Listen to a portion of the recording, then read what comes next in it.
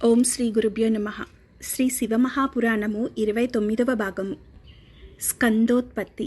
కుమార సంభవం. మరీచి కుమారుడు కశ్యప ప్రజాపతి. ఆయనకు 13 మంది భార్యలు.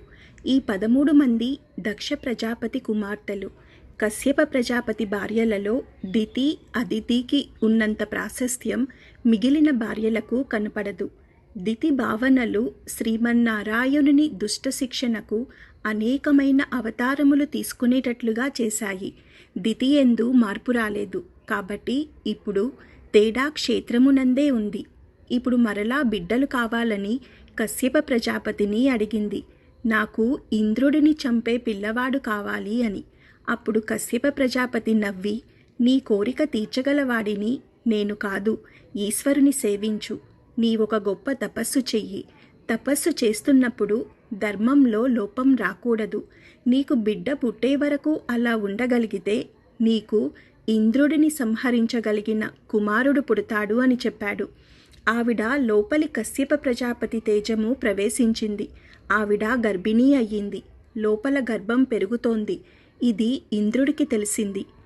ఇంద్రుడు ఆవిడ దగ్గరకు వచ్చి, అమ్మా, నీకు సేవ చేస్తాను అన్నాడు. ఆవిడ ధర్మం పాటించింది. ఇక్కడ ఇంద్రుడిని సేవ చేయడానికి అంగీకరించింది. ఒకనాడు ఆవిడ మిట్ట మధ్యాహ్నం వేళ తల విరబూసుకొని కూర్చుంది. కునుకు వచ్చి మోకాళ్ల మీదకి తల వాలిపోయింది. జుట్టు వచ్చి పాదములకు తగిలింది. స్త్రీకి అలా తగలకూడదు. ధర్మశాస్త్రం ప్రకారం జుట్టు చివర ముడివేసి లేకుండా స్త్రీ తిరుగరాదు. జుట్టు అలా పాదముల మీద పడగానే ఇంద్రుడు ఆమె గర్భంలోకి ప్రవేశించి తన వజ్రాయుధంతో లోపల ఉన్న పిండమును ముక్కలుగా నరికేశాడు. మారుదహ మారుదహ, ఏడవకండి అంటూ. అప్పుడు దితి ఏడ్చి, కనీసం వాళ్ళకి నీ దగ్గర పదవులియ్యి అని ఇంద్రుని అడిగింది. మారుదహ మారుదహ అని కడుపులో ఇంద్రుని చేత చెప్పబడ్డారు కనుక వాళ్ళు మరుత్తులు అనే పదవులు పొంది స్వర్గలోకంలో వారి పదవులను అధిష్ఠించారు. ఇప్పుడు దితికి మరలా భంగపాటు అయ్యింది. ఇలా కొన్నాళ్ళు అయిపోయింది. మరలా ఆవిడ తన భర్త అయిన కశ్యప ప్రజాపతి దగ్గరకు వెళ్ళి ఒక చిత్రమైన కోరిక కోరింది. నాకు దేవతలనందరినీ గెలవగల కుమారుడు కావాలి అని అడిగింది. అప్పుడు ఆయన 10,000 సంవత్సరములు నియమముతో చతుర్ముఖ బ్రహ్మగారి గురించి తపస్సు చేయాలి. అప్పుడు నీవు కోరుకునే కొడుకు పుడతాడు అని చెప్పాడు. అటువంటి తపస్సు బ్రహ్మాండంగా ప్రారంభం చేసింది. కొన్ని వేల సంవత్సరములు తపస్సు చేసిన తరువాత బ్రహ్మ అనుగ్రహమును పొందింది. గర్భం ధరించి ఒక పిల్లవాడిని కన్నది. ఆ పిల్లవాడికి వజ్రాంగుడు అని పేరు పెట్టారు. వజ్రాంగుడు అనగా వజ్రముల వంటి అంగములు కలిగినవాడు అని అర్థము. వాడికి దేహమునందు బలం ఉంది. బుద్ధి యందు సంస్కారం ఏర్పడలేదు. ఇతడు బయలుదేరి దేవలోకమునకు వెళ్ళి దేవతలతో యుద్ధం చేసి ఇంద్రుని జయించి అతడిని పదవీచ్యుతిని చేశాడు. అమరావతిని రాజధానిగా చేసుకున్నాడు. ఇంద్రుడు, వరుణుడు, దిక్పాలకులు మొదలైన దేవతలనందరినీ బంధించి తన కారాగారంలో పారేశాడు. ఇప్పుడు బ్రహ్మ కశ్యప ప్రజాపతిని వెంట పెట్టుకుని అక్కడకు వచ్చాడు. వారు వస్తే వజ్రాంగుడు లేచి స్తోత్రం చేసి నమస్కారం చేశాడు. సముచితాసనమున కూర్చోబెట్టి అర్ఘ్యపాద్యాదులను ఇచ్చాడు. అప్పుడు బ్రహ్మ, నాయనా, నీవు చేసిన అతిథి మర్యాదకు చాలా సంతోషించాము.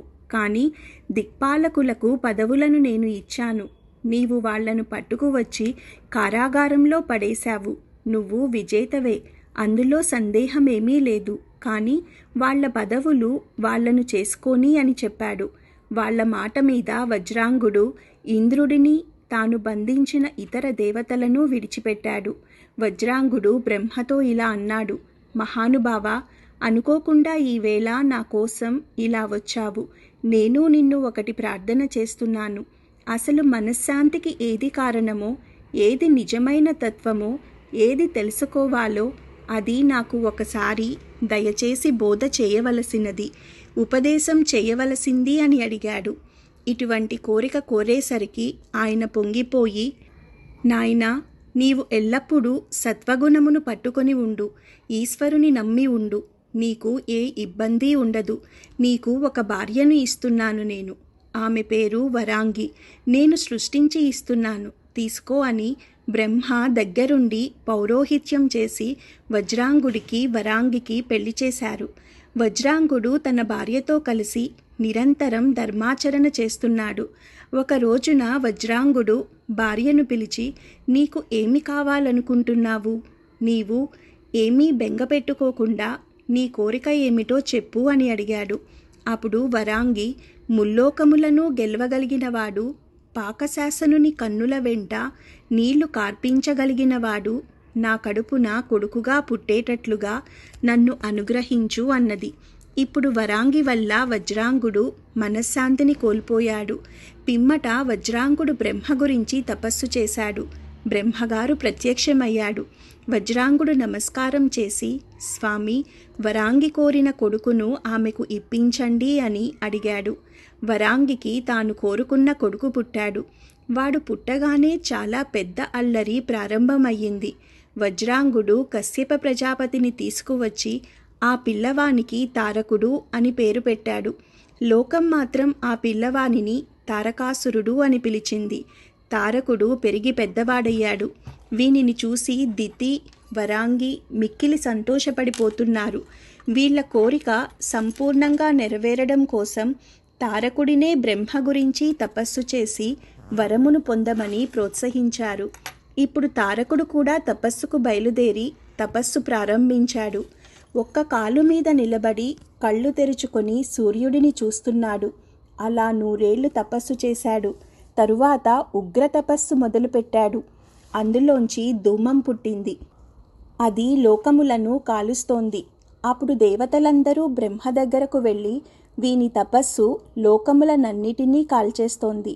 అప్పుడు దేవతలందరూ బ్రహ్మ దగ్గరకు వెళ్ళి, వీని తపస్సు లోకములనన్నిటినీ కాల్చేస్తుంది, మీరు వెళ్ళి వాడికి ఏమి కావాలో అడగండి మహాప్రభో అన్నారు. అప్పుడు బ్రహ్మ వెళ్ళాడు. తారకుడి ఎదురుగా బ్రహ్మ ప్రత్యక్షమై, నాయనా, ఏమిటి నీ కోరిక అని అడిగాడు. బ్రహ్మకు తారకుడు ఒక నమస్కారం పెట్టి, దేవతలనందరినీ 3 లోకములను గెలవగల శక్తిని నాకు ఇయ్యవలసినది. పురారి అయిన పరమశివుడు మన్మధుని దహిస్తాడు. ఆయన కామారి, ఆయనకి కోరిక లేదు. అటువంటి పరమశివునికి కామము కలిగి వీర్యస్ఖలనం అవ్వాలి. అలా అయితే ఆ వీర్యంలోంచి కొడుకు పుడితే వాడి చేతిలో నేను చనిపోతాను. ఆ మేరకు వరం ఇవ్వవలసింది అని అడిగాడు. బ్రహ్మ సాంబ సదాశివుని తలుచుకొని తదాస్తు అని భారంగా హంసను ఎక్కి వెళ్ళిపోయాడు. తారకుడిని 3 లోకములకు రాజ్యాభిషేకం చేసేశారు. దేవతలందరినీ పిలిచి ఎవరెవరు ఏ ఏ పనులు చేయాలో నిర్ణయించి చెప్పేశాడు. ఇలా అందరినీ శాసించి చక్కగా సింహాసనం మీద కూర్చుని రాజ్య పరిపాలనం చేస్తున్నాడు. ఇప్పుడు వాళ్ళందరూ శ్రీ మహావిష్ణువు దగ్గరకు వెళ్ళి, నీవు మమ్మల్ని రక్షించాలి అని చెప్పారు. ఈలోగా తారకుడు రానే వచ్చి నారాయణుడితో యుద్ధం మొదలుపెట్టాడు. శ్రీమన్నారాయణుడు సుదర్శన చక్రమును ప్రయోగించారు. సుదర్శన చక్రం తారకుని కంఠమునందు పుష్పమై రాజిల్లింది. అప్పటికి ఎటువంటి మాయ ప్రయోగించాలో అటువంటి విష్ణుమాయ చేసి శ్రీ మహావిష్ణువు అక్కడి నుండి తప్పుకున్నాడు. ఇప్పుడు అందరూ కలిసి బ్రహ్మగారి దగ్గరకు వెళ్ళారు. ఈశ్వరుడికి కొడుకు పుట్టేటట్లుగా మేము ఎలా ధన్యులం అవుతామో మమ్మల్ని అనుగ్రహించండి అని వేడుకున్నారు. ఇప్పుడు లోకమంతా నిలబడాలి అంటే శివుడికి కొడుకు కలగాలి. కుమార సంభవం జరగాలంటే పరమశివుని తేజస్సును స్వీకరించడానికి జగదంబయే ఉండాలి. కామమే లేని పరమేశ్వరుని యందు మన్మధుడు కామప్రచోదనం చేయగలడు. ఇంద్రుడు మన్మధుని పిలిచి శివుని వద్దకు పంపాడు. మన్మధుడు వెళ్ళి బాణప్రయోగం చేసే ప్రయత్నంలో ఉండగా శంకరుడు 3వ కన్ను తెరిచాడు. ఆ కంటి మంటకు మన్మధుడు భస్మమైపోయాడు.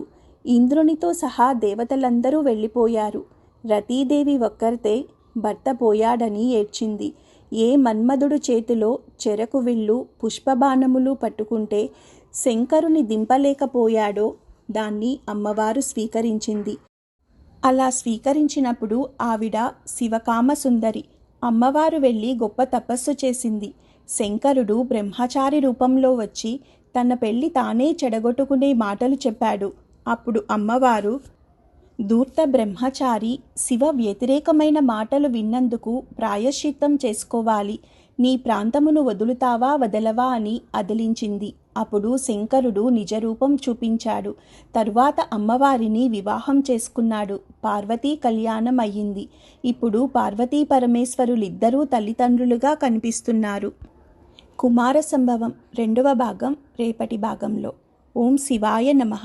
సర్వే జనా సుఖినో భవంతు. లోకా సమస్తా సుఖినో భవంతు.